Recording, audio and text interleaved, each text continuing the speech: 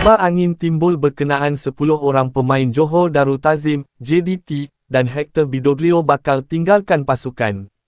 Pasukan milik DYAM Tunku Mahkota Ismail, pemangku Sultan Johor difahamkan bakal melakukan rombakan besar-besaran menjelang saingan Liga Malaysia pada musim akan datang.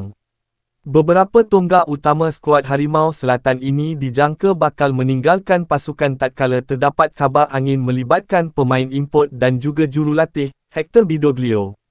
Menerusi makluman oleh pemerhati bola sepak Johor, Juan Budiman, seramai 10 orang pemain bakal meninggalkan JDT termasuklah Hector Bidoglio setelah berakhirnya musim ini.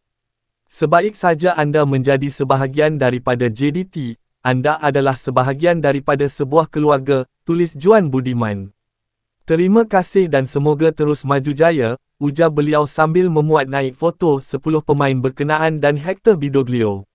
Berdasarkan foto tersebut, 10 pemain itu adalah Jordi Amat, Shane Lowry, Murilo Henrique, Gis, Enzo Lombardo, Alvaro Gonzalez, Jonathan Vira, Anselmo Moraes, Jalil Elias dan George Obregon.